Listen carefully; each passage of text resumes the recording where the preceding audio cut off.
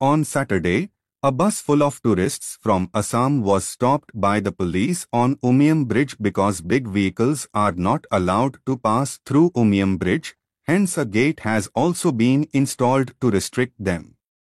But the driver of the tourist bus was not aware of this rule, and he also did not know about the other routes coming out of Shillong, nor do the tourists know about the only popular route for entering and exiting Shillong. As a result, the upper part of the bus slightly touched the gate, hence it was stopped at Umiam Bridge and the police caught the bus along with the tourists and brought it to the police station. Well, the police took action as per the rules. There is no big deal in that. But according to the rules, when the bus was brought to the police station, it should have been released after taking fine etc. But this did not happen. In the name of enforcement, the bus was stopped for about 14 to 15 hours even though women and children were also present in that bus, who had to spend the whole night in that bus without eating or drinking. And this morning at 10:11 the police released him after paying a fine of 2,000 rupees. Then the question arises that if this action could have been taken yesterday evening also, then why was it not done? Why was he kept overnight? Let us assume that if during this period, if any child or if the woman's health had deteriorated, who would have been responsible? On one hand, the tourism minister talks about promoting tourism in the state and on the other hand, the tourists. Will this kind of behavior increase tourism?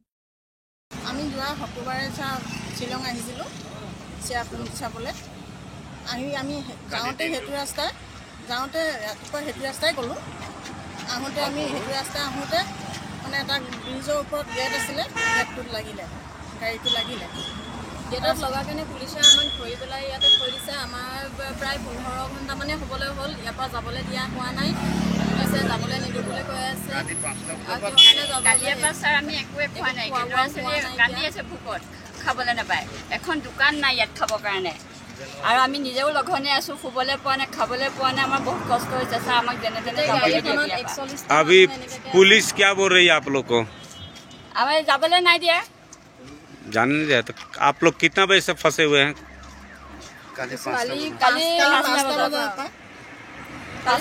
বজাৰ পৰা প্ৰায় 5টা বজাৰ পৰা আমি নিতালৈকে ফচিয়ে আছো এতিয়ালৈকে যা নাযাব বুলি একো এটা মানে কোৱাই নাই ল'ৰা-ছোৱালী ভোকত কান্দি আছে ভোকত আছে ষ্টুডেণ্টো আছে সৰু ল'ৰা-ছোৱালী আছে ডাঙৰ মানুহ বয়সস্থ মানুহো আছে বহুত প্ৰব্লেম হৈছে ইয়াত থাকিবলৈ আমাক কিবা এটা কৰি ওলাই দিলে আমাৰ সুবিধা হয় আৰু अभी पुलिस क्या बोल रही है आप लोग को পুলিচে একো কথাই পতা নাই পুলিচে কথা পাতিবলৈ চেষ্টা কৰা নাই आप थाना में जाके बात किए पुलिस से बात की है পুলিচে আমাৰ কথা একো শুনিবলৈ চেষ্টা কৰাই নাই মহিলা পুৰুষবোৰক সোমাবলৈ দিছে কিন্তু লেডিজক থানাৰ ভিতৰত একেবাৰে সোমাবলৈ দিয়া হোৱা নাই তাতে লেডি পুলিচ নাই বুলি কৈছে লেডি পুলিচ নথকাৰ কাৰণে কথা নাপাতে বুলি কৈছে সোমাবলৈ দিয়া নাই আমিতো একো জগৰ লগোৱা নাইকিয়া ইনসাইডটো লাগিছে আগ সাইডটো লগা নাইকিয়া যাওঁতে যোনটো ৰাস্তাত গৈছিলো যাওঁতে সেইটো ৰাস্তাতে গ'লো একো নহ'ল কিন্তু আহোঁতে সেই পিছ সাইডটো অকণ লাগোতে আনি পেলাই ধৰি ৰাখি দিছে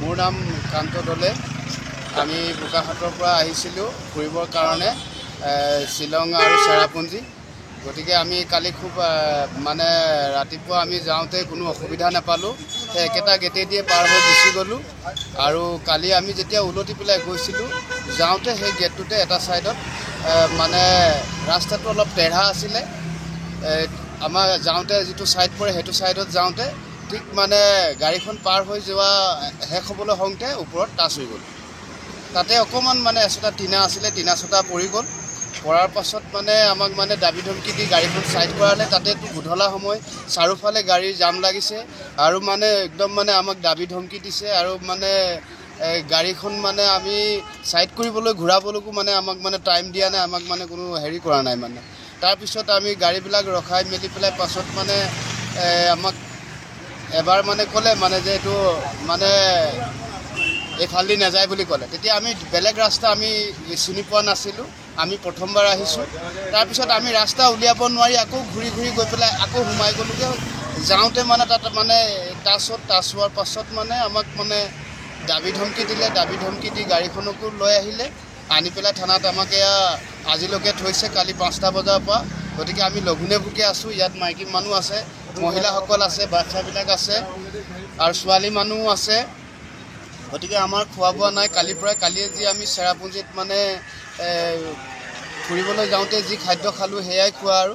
গতিকে আমি এতিয়ালৈকো কোনো তেনেকুৱা ধৰণৰ কথা পতা নাই, সিদ্ধান্ত লোৱা নাই। খালি কৈছেহে মানে যে পাতি আছোঁ, কৰি দিম, তেনেকৈ কোৱা নাই। কালি মানে ৰাতি কিছুমান আমাক দাবী ধমকিও লৈ পাইছিলে যে মানে